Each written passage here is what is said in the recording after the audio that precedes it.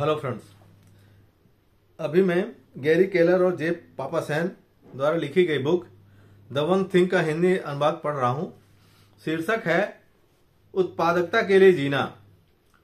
उत्पादकता का अर्थ घोड़े की तरह काम में जुटे रहना, अपने आप को लगातार व्यस्त रखना या रात भर जागते रहना नहीं है।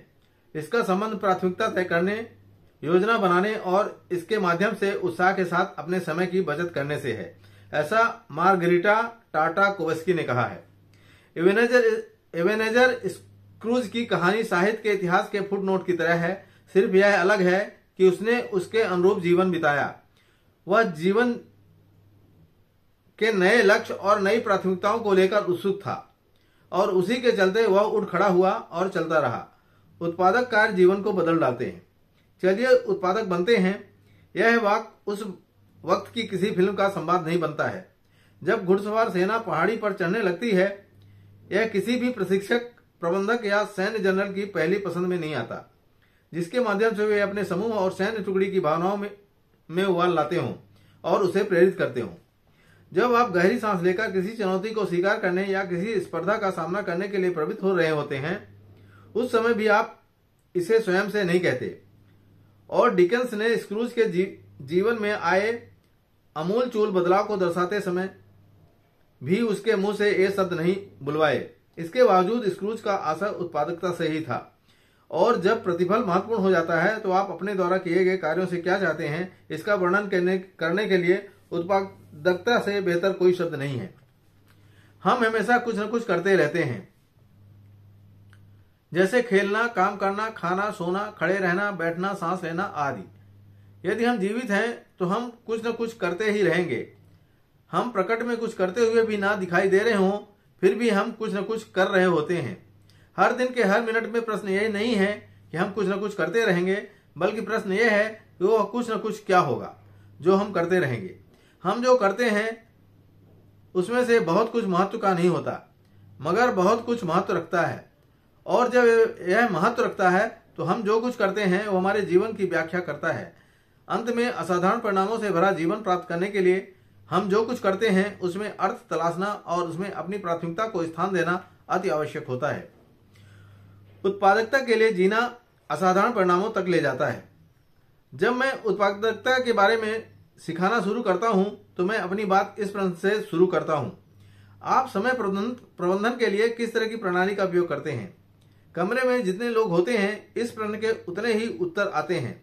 Paper calendar, electronic calendar, day timer, साप्ताहिक प्लानर, आप नाम लेते जाते हैं और मैं सुनता जाता हूं।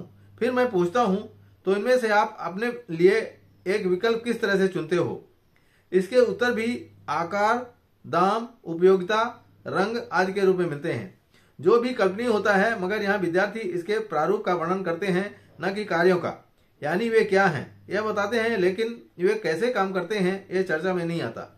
अतः जब मैं कहता हूं बढ़िया है, पर आप किस तरह के तंत्र का इस्तेमाल करते हैं, तो उत्तर एक सा मिलता है।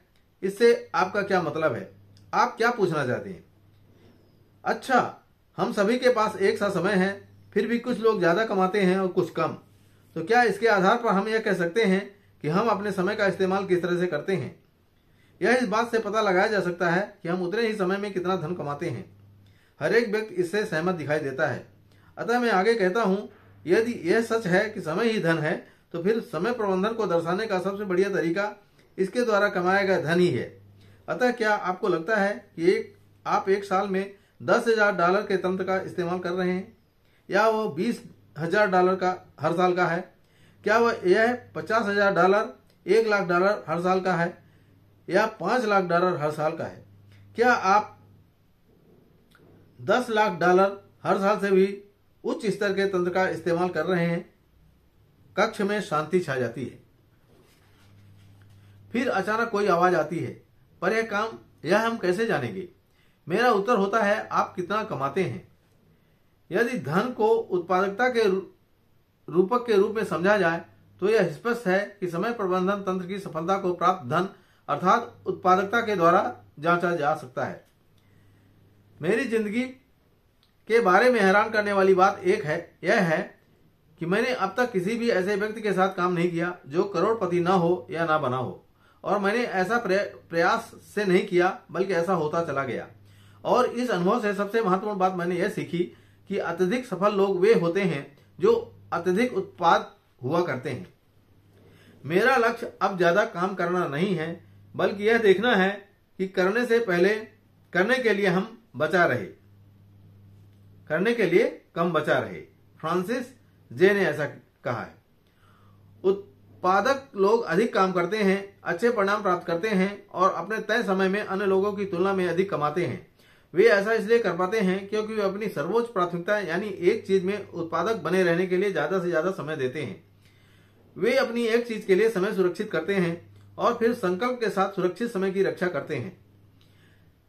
ऐसे लोगों ने अपने सुरक्षित समय और उनके द्वारा चाहे गए असाधारण परिणामों के बीच के बिंदुओं को जोड़ना सीख लिया है। समय सुरक्षित करना। मैं अक्सर कहता हूं कि मैं आलसी लोगों की एक बड़ी पंक्ति से आया हूं। यह हंसने के लिए अच्छा होता है, पर यह सच भी है। अनेक बार मुझे लगता है कि मेरे जीन्स में खरगोश से ज्यादा कछुए के जीन्स मिल गए हैं। दूसरी ओर मैं जिन लोगों के साथ काम करता हूं उनमें से कुछ ऐसे भी हैं जिन्हें इस कदर ऊर्जा वरदान में मिली है कि वास्तव में उनमें कंपन सा होता रहता है। वे आश्चर्यजनक रूप से अधिक घंटों तक काम करने में सफल होते हैं और कभी भी थकते नहीं हैं।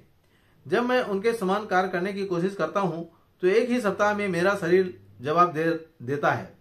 मैं जान चुका हूं कि मैं कितनी भी कोशिश करूं, मैं अधिक समय काम नहीं दे सकता। यह शारीरिक रूप से संभव नहीं था। अतः मेरी बाध्यताओं को देखते हुए यह तय था कि जितने घंटे मैं काम करने के लिए दे सकता हूं उतने ही समय में मुझे अत्यधिक उत्पादक होना पड़ेगा। और इसका समाधान क्या था? समय सुरक्षित करना।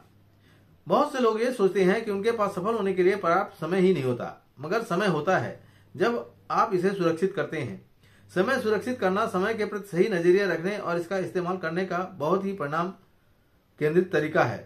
समय सुरक्षित करना यह सुनिश्चित करने का तरीका है कि जो कुछ करने की जरूरत है उसे हर हाल में पूरा करना चाहिए। अलेक्जेंडर ग्राहम बेल ने कहा था, अपनी सारी सोच को हाथ में लिए हुए काम पर केंद्रित कर दें। सूरज की किरणें तब तक नहीं जलाती जब तक उन्हें एक स्थान पर केंद्रित न कर दिया जाए।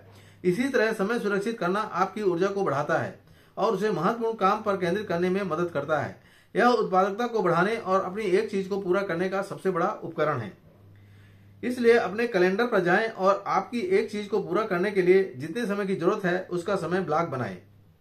यदि यह एक बार का काम है तो इसके लिए सही घंटे और दिन का ब्लॉक बनाएं। यदि यह नियमित काम है तो इसके लिए हर दिन समय का कोई ब्लॉक बनाएं जिससे यह आदत में आ जाए।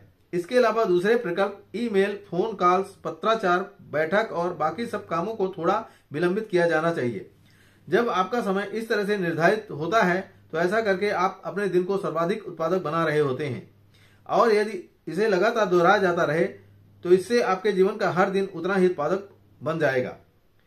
दुर्भाग्यवश यदि आप भी अन्य लोगों की तरह ही हैं तो आपका दिन चित्र 27 में दिए गए विवरण के मुताबिक गुजरेगा, जिसमें आपके पास महत्वपूर्ण चीजों पर ध्यान केंद्रित करने के समय ही नहीं रहेगा। अत्यधिक उत्पादक लोगों का दिन सामान्य लोगों से प्रभावशाली तरीके से भिन्न होता है। यहां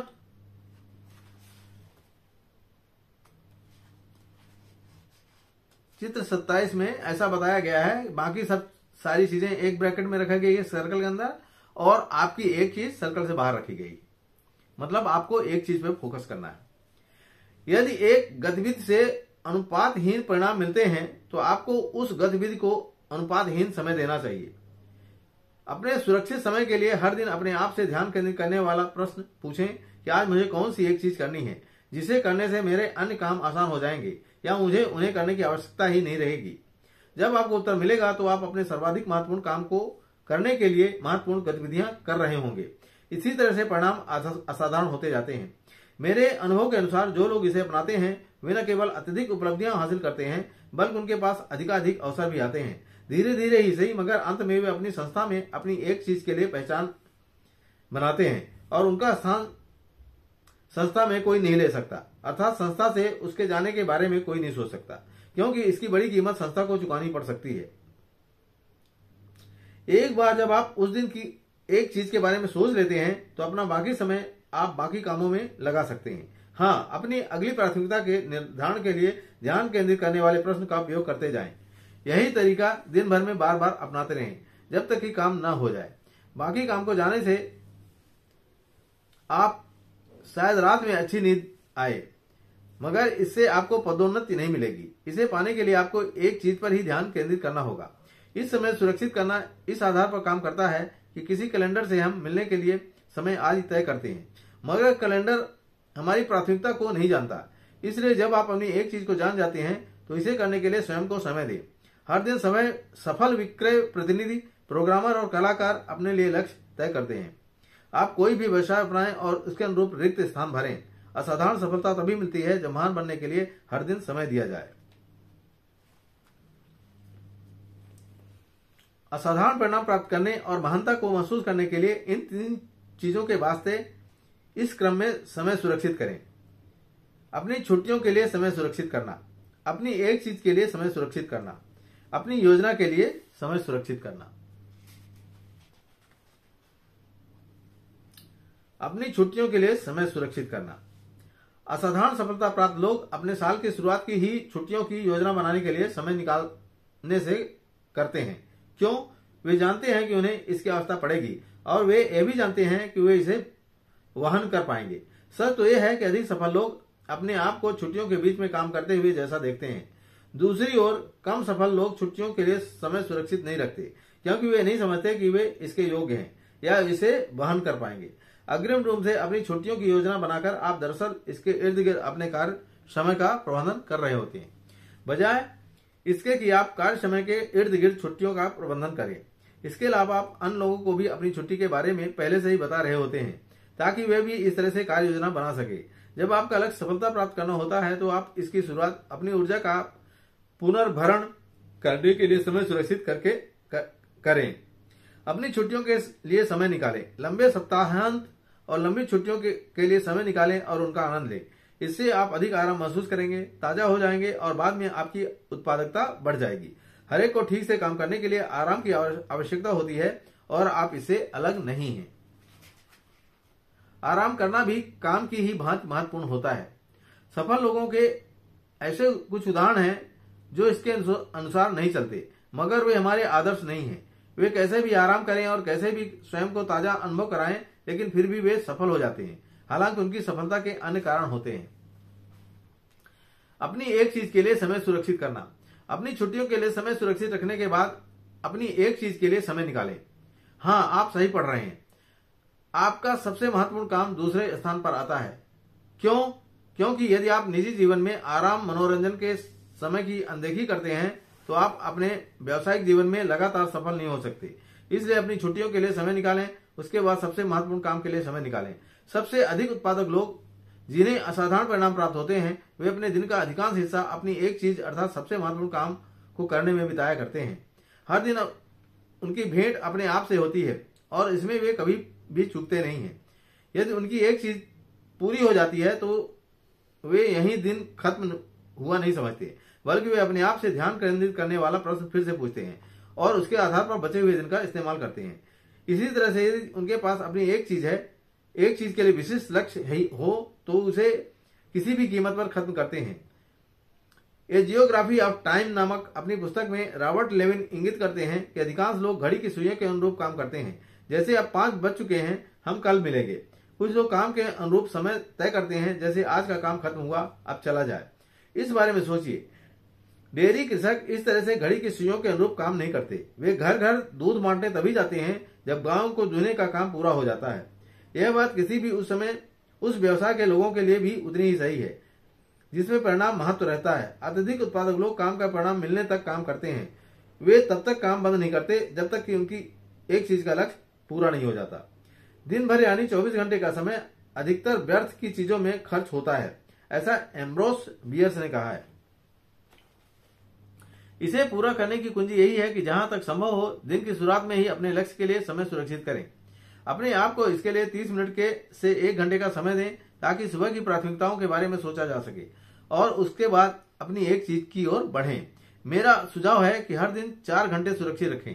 मैं दोहराता हूं, हर दिन 4 घंटे। ईमानदारी से यह तो न्यूनतम अवधि है, यदि आप इससे अधिक कर पाते हैं तो अवश्य करें। ऑन राइटिंग में स्टीफन किंग अपने काम के बारे में वर्णन करते हैं। मेरी अपनी समय सारणी बेहद स्पष्ट है।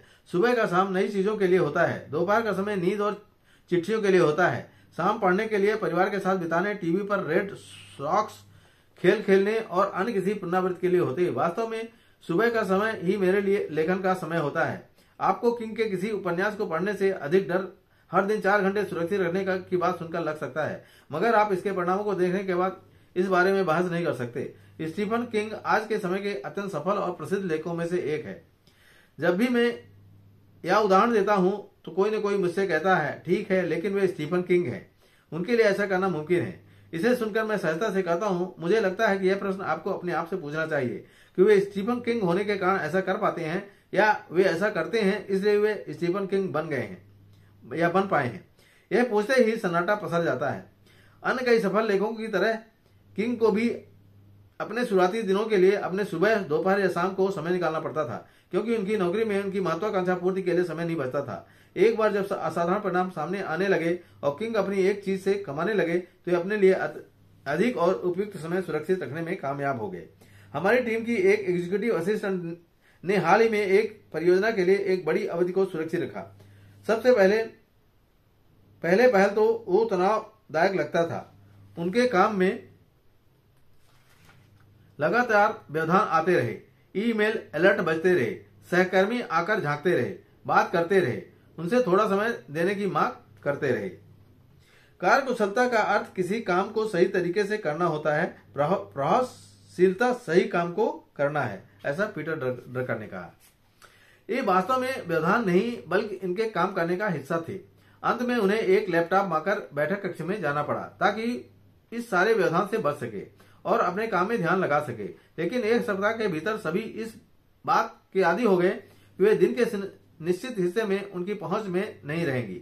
सभी ने इनके साथ सामंजस्य बैठा लिया। इसमें केवल 1 सप्ताह का समय लगा, महीने का, साल नहीं, केवल 1 सप्ताह। बैठकों के समय बदल दिए गए और काम चलता रहा और उन्होंने अपनी उत्पादकता में भारी बढ़त महसूस की। आप चाहे जो भी हो, जिस भी पद पर हो, समय के बड़े हिस्से को महत्वपूर्ण कामों के लिए सुरक्षित रखना काम करता है। 2009 में पॉल ग्राहम द्वारा लिखा गया लेख मेकर्स शेड्यूल, मैनेजर्स शेड्यूल समय के बड़े हिस्से को सुरक्षित रखने की जरूरत को बताता है। नवाचारी पूंजी फर्म वाई कॉम्बिनेटर के संस्थापक ग्राहम कहते हैं कि पारंपरिक रूप से लोग जिस तरह से अपने समय को सारणीबद्ध करते हैं, उसकी वजह से वे सामान व्यापार संस्कृति उसी उत्पादकता की राह में बाधा उत्पन्न कर देती है जिसको बढ़ाने की बात की जाती है।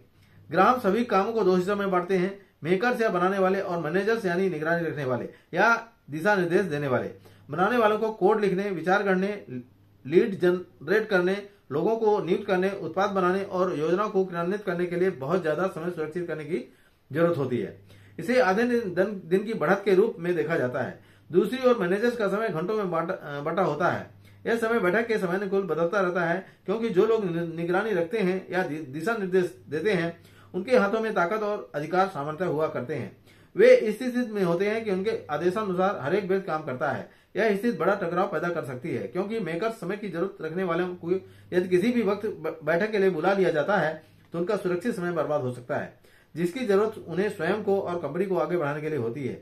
ग्राहम ने इस अंतर्दृष्टि का उपयोग करते हुए इसे कंपनी वाई कॉम्बिनेटर में लागू किया और एक कंपनी अपनी सारी बैठकों के समय मेकर्स के अनुसार तय करती है, न कि प्रबंधकों के अनुसार। सारी बैठकों दिन के अंतिम हिस्से में ही होती है। असाधारण परिणामों का अनुभव करने के लिए सुबह मेकर बनना और दोपहर को मैनेजर बनना लाभ देता है। आपका लक्ष्य एक चीज और उसको पूरा हो जाना है, मगर यदि आप इसके लिए हर दिन समय सुरक्षित नहीं रखेंगे तो आपकी एक चीज कभी भी पूरी नहीं हो पाएगी। योजना बनाने के लिए समय सुरक्षित रखना। समय सुरक्षित रखने के लिए अंतिम प्राथमिकता योजना बनाने के लिए समय सुरक्षित रखना होता है। यही वो समय होता है जब आप इसका आकलन करते हैं कि आप कहाँ हैं और आपको कहाँ जाना है। वार्षिक योजना के लिए साल के अंतिम हिस्से का समय सुरक्षित करें, जिससे आपको अगले लक्ष्य का अंदाज मिल सके, मगर यह इतना भी देर से न हो कि आपको हड़बड़ी करनी पड़े। अपने किसी दिन के लक्ष्य और 5 साल के लक्ष्य को ध्यान में रखते हुए अगले साल कितनी प्रगति होनी चाहिए इसका आकलन करें। आप पुराने लक्ष्य के बारे में फिर से सोच सकते हैं, नए लक्ष्य इसमें जोड़ सकते हैं या कुछ को जो आपको प्राथमिकता में ना आ रही हो हटा भी सकते हैं। हर सप्ताह में 1 घंटा अपने मासिक और वार्षिक लक्ष्यों की समीक्षा के लिए सुरक्षित रखें। पहले यह सोचा जाए कि तय लक्ष्यों के मुताबिक इस माह के लक्ष्य को क्या होना चाहिए। उसके बाद मासिक लक्ष्य के आधार पर सप्ताह के लक्ष्य और क्रियाकलाप तय होने चाहिए। और इसके लिए आप सवाल रख रहे होंगे कि अभी मैं जहां हूं उसके मुताबिक वो कौन सी एक चीज है जो मुझे इस सप्ताह करनी चाहिए, जिसे करने से मेरा इस माह का लक्ष्य और फिर वार्षिक लक्ष्य मेरे लिए आसान हो जाए। ऐसा करके आप अपने डोमिनोज को पंक्तिबद्ध कर रहे होते हैं। इसे पूरा करने के लिए कितना समय लगेगा इसे निर्धारित करें और उसके मुताबिक उतने समय को अपने कैलेंडर में सुरक्षित करें। अर्थात यह कहा जा सकता है कि जब आप योजना बनाने के लिए समय सुरक्षित रख रहे होते हैं तो आप वास्तव में अपने समय को सुरक्षित रखने के लिए समय दे रहे होते हैं। इसके बारे में सोचें। जुलाई 2007 में सॉफ्टवेयर डेवलपर ब्रैड आइजैक ने उत्पादकता का एक रहस्य साझा किया जिसे उन्होंने हास्य अभिनेता जेरी साइनफेल्ड से सीखा था। उस वक्त तक साइनफेल्ड का नाम घर घर नहीं पहुंचा था और वे नियमित रूप से टूर किया करते थे। एक बार एक शो में ब्रैड ने जेरी साइनफेल्ड से अच्छा हास्य अभिनेता बनने के गुर पूछे। जेरी साइनफेल्ड ने बताया कि वे इसके लिए हर दिन लतीफे लिखते हैं